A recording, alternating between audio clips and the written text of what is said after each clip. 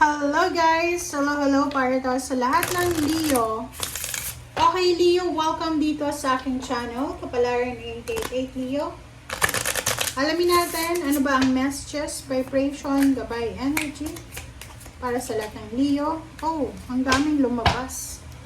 Okay Leo, number 26, number 14, 5, this is 8, this is 8, 88. Leo,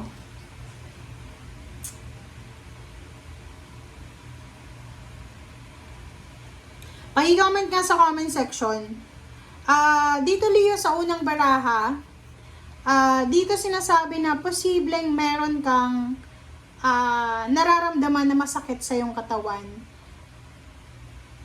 Sinasabi ng baraha sa'yo dito na meron kang kinakatakutan din. Posibleng nawalan ka ng pera, or posibleng natatakot ka kung ano yung gagawin mo about sa money. So, parang feeling hopeless, feeling helpless, feeling lost, and parang nawawalan ka ng pag-asa. Paki-comment nga sa comment section if you resonated. Kasi, maybe mayroon dito, pwedeng isa yung rason dito kung bakit ka may nararamdaman kang hindi maganda sa paligid mo, because you don't have money. Kasi di ba, pag wala tayong pera, ang dami-dami nating nararamdaman. So, eto, sinasabi ng baraha sa'yo na kung ano man tong rason, bakit ka natatakot, pera ba yan? Sinasabi ng baraha sa'yo dito na maging courageous ka. Okay? 14.5, o ganun din to. Facts. So, sinasabi ng baraha sa'yo dito, Leo, mag-iingat ka. Mag-iingat ka, Leo, kasi isang tao ang posibleng lolokohin ka. Isang tao ang posibleng itatrap ka. So, mag-iingat ka, Leo, ha. Maybe this is money. Pwede kang maloko sa money, ma-scam. Pwede kang manakawan. Pwede kang maloko sa mga strategy kung may business ka. So, beware. You need to be careful sa old traps. Okay?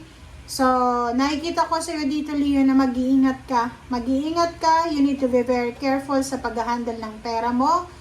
Kasi in the snap lang, pwede kang maloko, pwedeng pagmulat mo, ubos na yung pera mo. So, yun, ingat-ingat ka. And number 26.8, dito sinasabi ng baraha sa'yo na kinakailangan mo, Leo, na maghanap ng tao na pwedeng makatulong sa'yo. Yung totoong tao Totoong tao na makakatulong talaga sa'yo. Kasi, nandito yung facts, sinasabi ng baraha, yung mga taong pinagkakatiwalaan mo sa ngayon, yung mga taong kausap mo, yung mga taong sinusuportahan mo, hindi sila yung tao na talagang tutulungan ka. So, you need to be careful. You need to be very, very careful, Leo, sa mga tiwala. Masyado kang nagditiwala Kasi may old trap daw So, kung ano man tong trap na nangyari sa'yo sa past, kailangan mong pag-ingatan yan.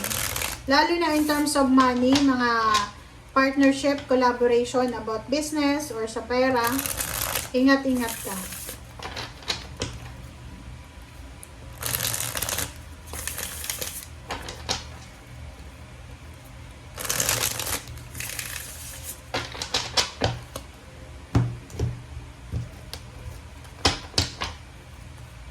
Okay.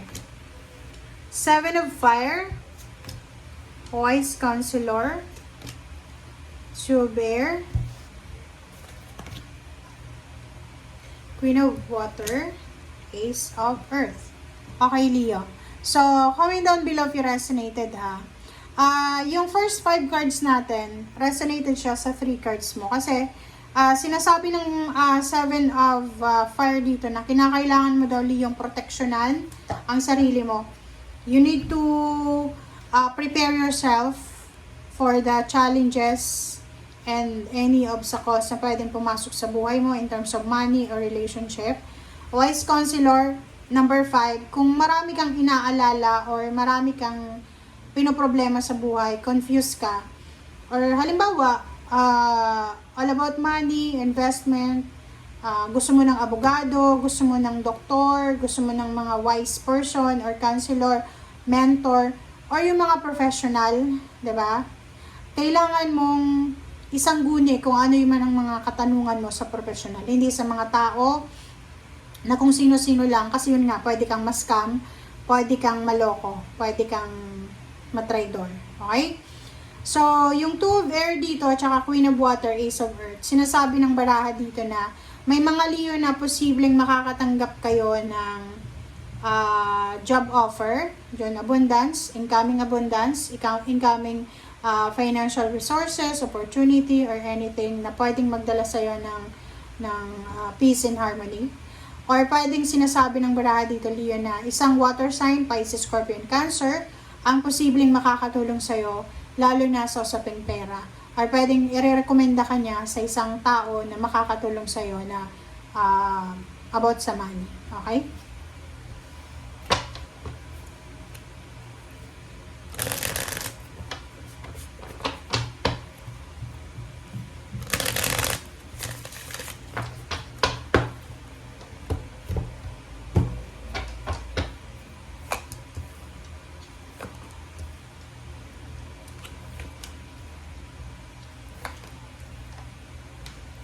Bakit ganun? Ang nakikita ko dito, merong Leo dito na nangihinayang siya eh. Kasi, posibleng meron na sana. Marami siyang plano sa buhay eh. This Empress, number 3, is all about starting over eh. Diba?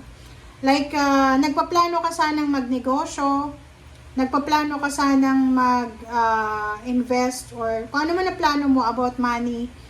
Pero ngayon, posibleng nangihinayang ka kasi yung plano mo ay nauwi sa tower.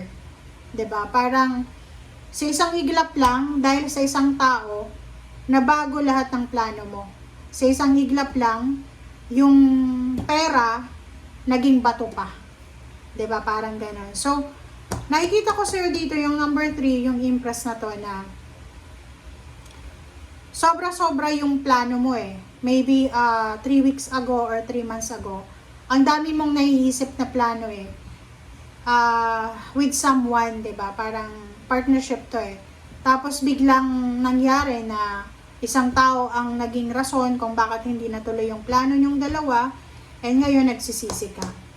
Pero in the near future, 'di ba? Pero sa mga susunod na araw, sinasabi ng baraha sa'yo dito na kung ipuporsige mo, 'di ba? Kung itutuloy mo yung mga plano na hindi natuloy, magagawa mo pa rin to kahit mag-isa ka lang. Okay? Like business. Mayroon kang business plan with someone else, maybe with water sign or with fire sign, ibang fire sign din. Pero hindi natuloy. So nagsisi ka. Pero kung talagang sigurado ka, yung parang decided ka talaga, gawin mo siya kahit wala kang ka-partner. Gawin mo siya kahit wala kang ka-tandem, 'di ba? So, yun guys. Thank you for watching. Bye!